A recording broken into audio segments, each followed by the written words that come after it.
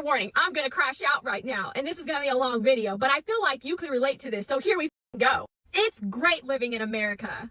Unless you're a fucking American. If you're a bank though, you are thriving while the rest of us are just trying to fucking survive.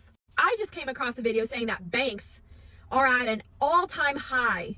Like their expectations have blown through the roof of what their profit margins were going to be. You want to know why? They are fucking thriving because America is starving to live. At least 95% of Americans right now are literally surviving off credit cards, off loans in general. And banks are eating that shit up over the high interest rates. We're fighting for our lives over here. You want to know what the American dream is like? Let me tell you. Every day I wake up hoping today is the last day on earth. I'm tired of it here.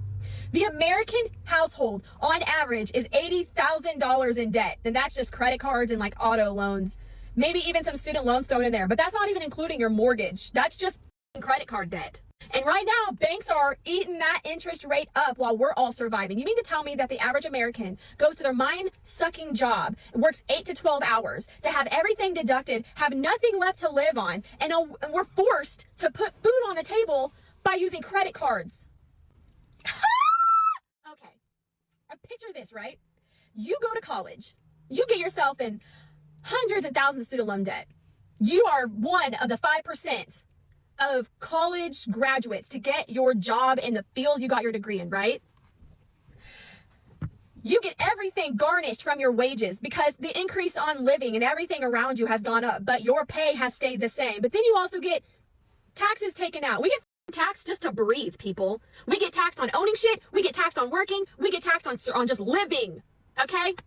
Then you got health insurance. That's a joke and a whole video within itself. But basically, the average American pays anywhere between $300 and $1,000 a month for health insurance. Basically, you're paying just to say, I have health insurance. But then when you go to use health insurance, you have co-pays and deductibles, and they don't cover nothing until you've met your deductible. What do you mean? Why am I paying you $1,000 a month to have health insurance when I'm still paying more just to use it? I digress. Then you have everything like retirement, 401 taken out. Okay, great. You're going to work 30 to 40 years of your prime so that when you get to retirement age, we're going to give you monthly stipends back just so you can afford to live without a job. Meanwhile, like 80% of senior citizens that are retired now are working at Lowe's at the age of 87 because they can't survive just on their retirement. That's just a prime example. We're all struggling to keep our heads above water because we don't earn enough money after everything gets taken out. We are now forced to pay super high interest rates on everything we own. Even stuff that's paid off, we're still paying interest on. How does that make any sense? But you're sitting there, the American family, the average American family is no longer middle class. You're either poor or rich. The rich is making money off the poor because the poor can't afford to have two jobs, full-time jobs, and still be able to take care of their families and have enough money at the end of the day to put food on the table. Hence why we are forced to live on credit card debt. And y'all are just going to keep jacking up the prices that we're never going to be able to afford to pay off. Because unfortunately, Dave Ramsey, the average American person has nothing left after their paychecks come in and they pay their bills and they buy groceries. They have nothing left to save. So you're sitting there with $20 to your name for 2 weeks until the next payday. And that's if you're lucky. There's some people that are in the red right now. They are working their asses off and they can't even pay all their bills on time. And they're trying to decide, do you want to keep the light on this month or the water? No, living is just a luxury. I can't afford to put braces on my kids right now. That's a luxury. Going out to a lot of Americans right now are even waking up to say,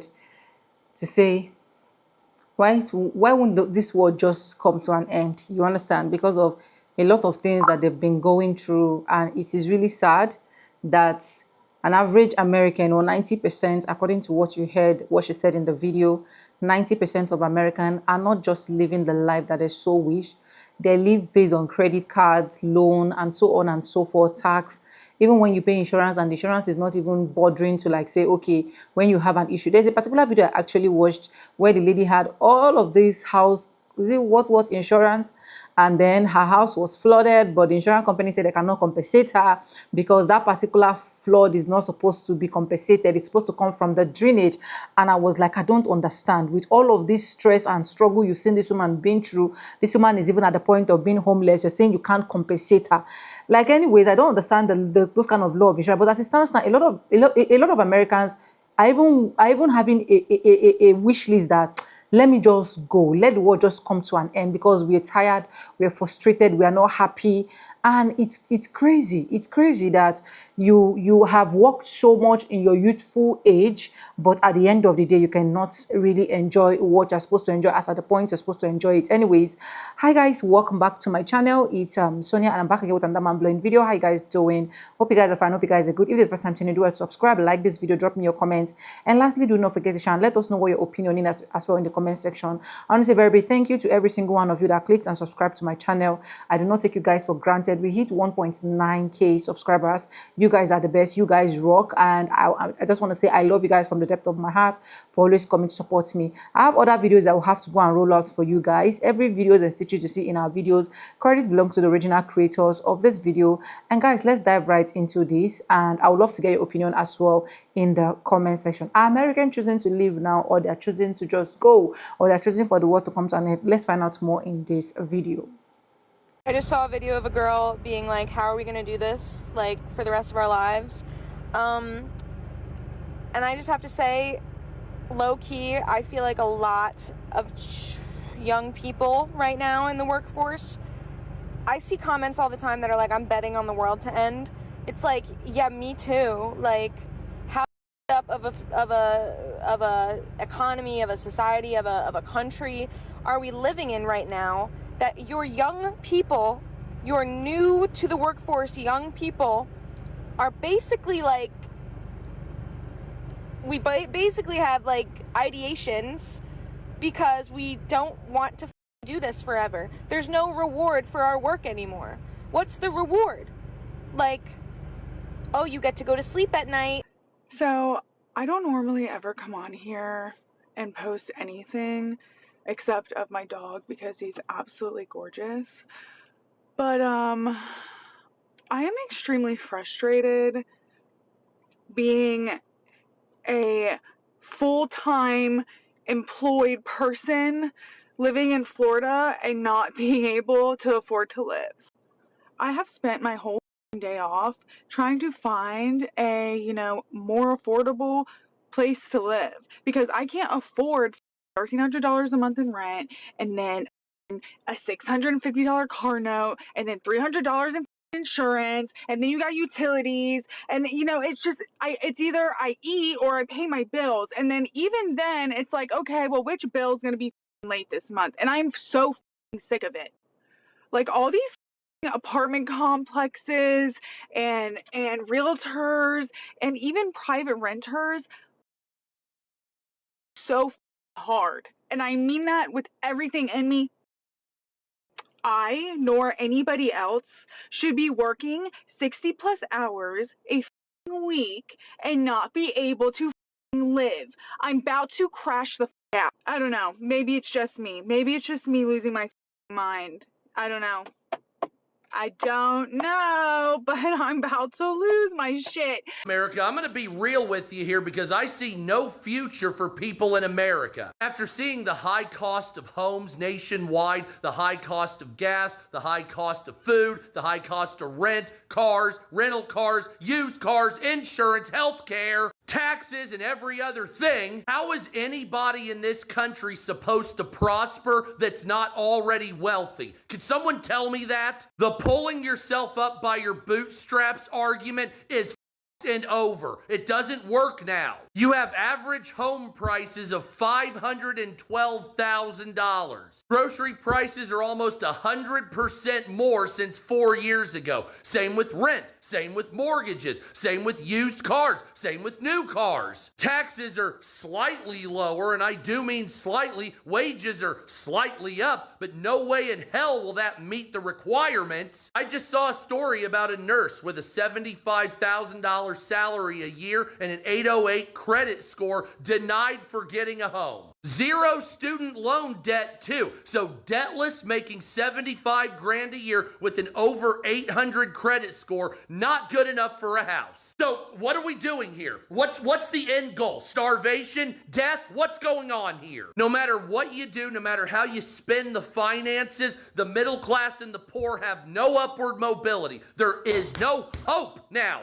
None. No hope. None. Zero. The next 2 or 3 generations are because you allowed so much greed. Younger generations will never have shit because of your greed. I've already broken my back trying to make ends meet working for the last 30 years. I already know I'm not gonna get anything from the rich. I don't give a but the younger generations, if you keep stealing and being greedy, they're gonna all be homeless. And then what do you have? Ruling over a bunch of homeless people? I don't know if this is happening to anybody else in America, but it's getting pretty fucking annoying with me.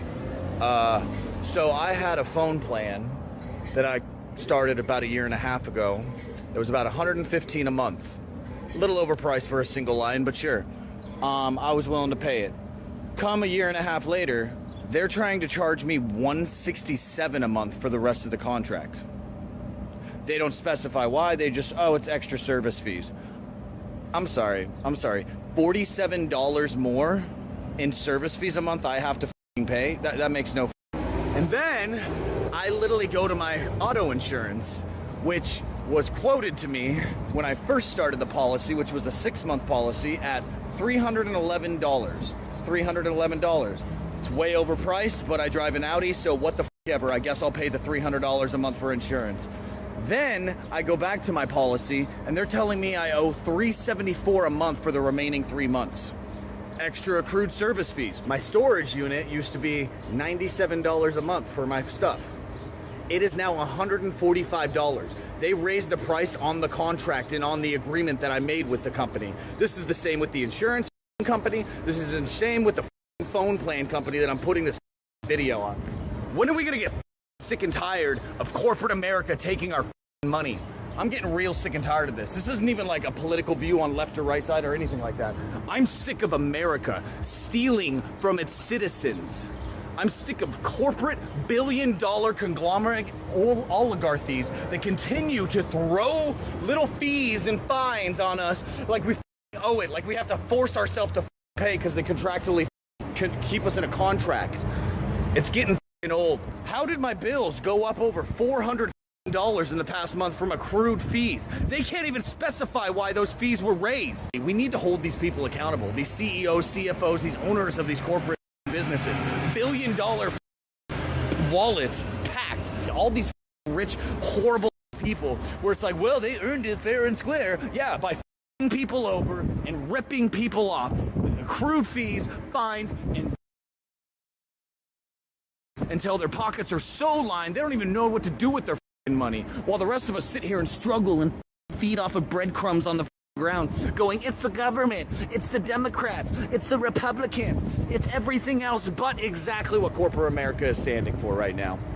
They don't give a about us citizens. They only give about their company, and they just want to sit there money hungry, just shoveling their face full of our money. Interesting. One of the sweetest and the greatest thing that I'm just happy is because social media has given a lot of people chance that they can be able to talk. Social media has given a lot of people ability to be able to express themselves. Social media have been able to save a lot of people from getting depressed, because let's imagine all of this is happening during those era that there are no social media. A lot of people would have just died in silence. You understand what I'm trying to say? Because right now you see a lot of young fellows, even the old, coming to express how they feel so that other people can actually relate to it and tell them that, you're not in this alone. No, we are all in this together. We are also suffering. We're also going through this. You're also going through that.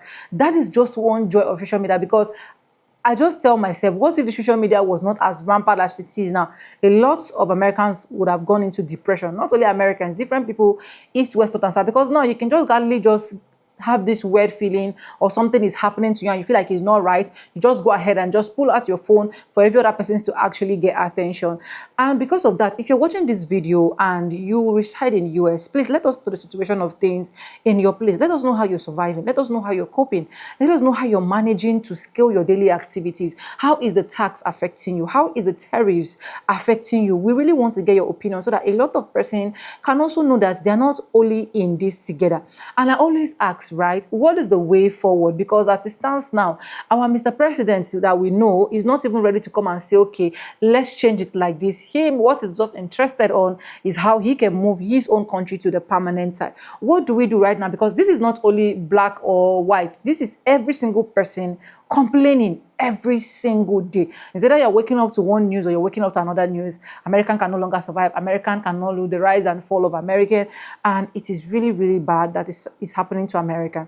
Anyways, let me go ahead and roll out the other clips I have for you guys. Then I'll be back with commentaries so that we can wrap up this video. Just enjoy, guys. And if you've not subscribed, please do subscribe, like this video, drop me your comments.